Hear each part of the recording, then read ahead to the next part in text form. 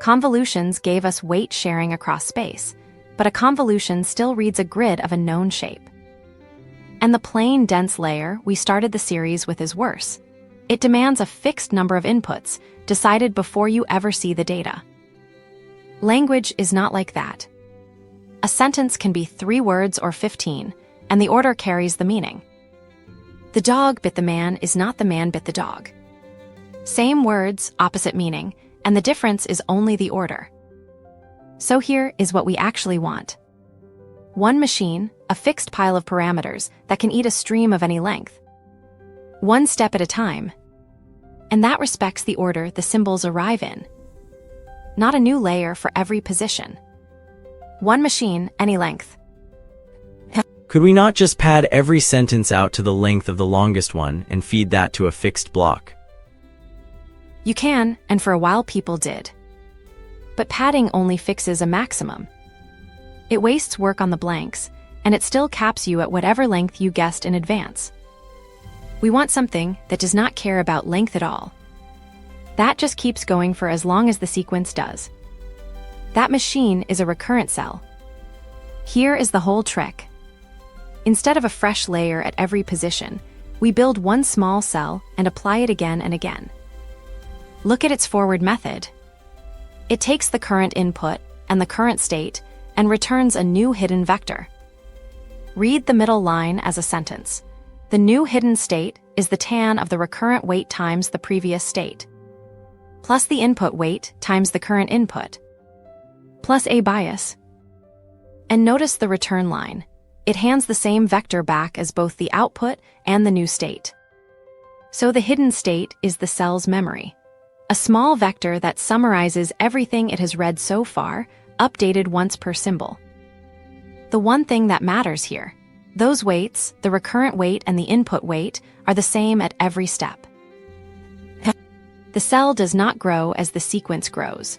A 10-word sentence and a 1,000-word chapter run through the very same handful of numbers. That is weight sharing across time. When you draw 3 boxes, are those 3 different layers with 3 different sets of weights? No, and that is the whole point. They are 3 pictures of the same cell. 1 per time step. We call this unrolling.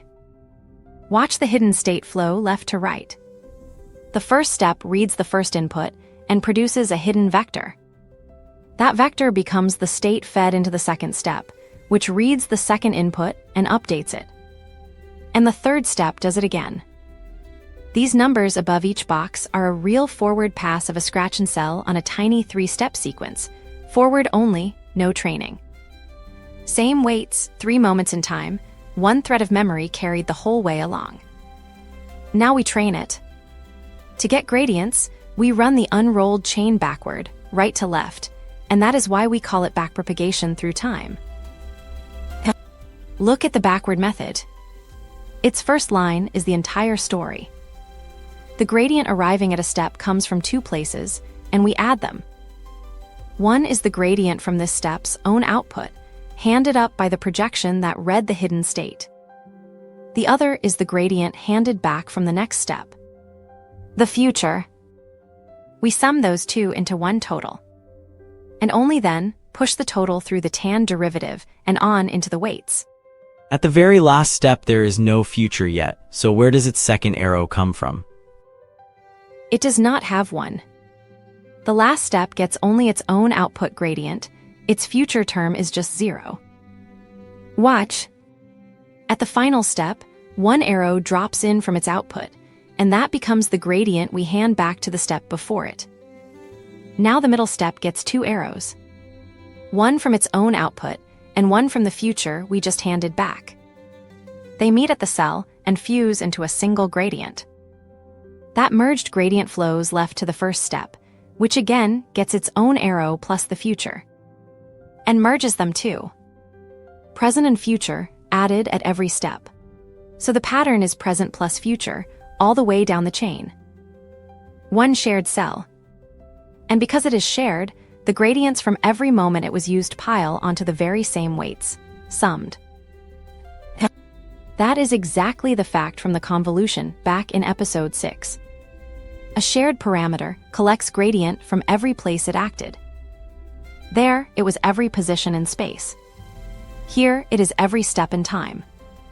Same idea, a different axis. And in the training loop, this shows up as one clean rule.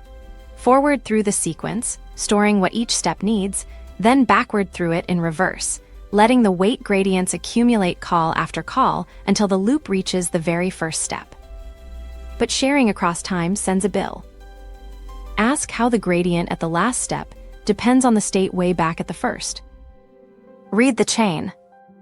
The change in the final hidden state, with respect to the earliest one, is a product of one Jacobian per step in between. And each of those Jacobians has a fixed shape. The tan derivative, which is 1 minus the hidden value squared, times the recurrent weight matrix.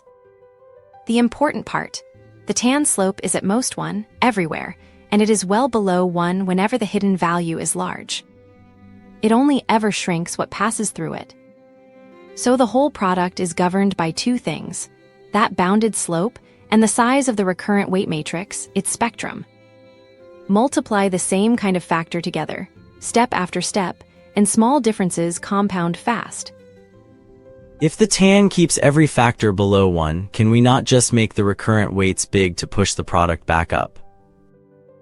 You can push, but you cannot aim. Multiply many numbers below 1 together, and the product collapses towards 0. The gradient vanishes. The earliest steps stop learning, and the model forgets the start of the sequence. Make the weights large instead, and the product runs the other way and explodes. And training blows up. There is a narrow ridge between those two, and a long sequence is a long product. So you fall off it. That is why text RNN clips the gradient, a real line in the file, just to survive the explosions. So long-range memory is fragile. And that fragility is the price of the assumption we built in. That time is homogeneous, one set of weights good for every step. This is the exact cost that Inductive Biases Episode 5 named. Recurrence is weight sharing across time, and it costs you. Episode 5 named the 2 arrows and the through time backprop. Here is the code that adds them, and here is the bill. We only ever unroll a handful of steps to check it. Does testing 3 time steps really prove the whole thing is right? It does not prove every possible sequence length by magic, and that distinction matters.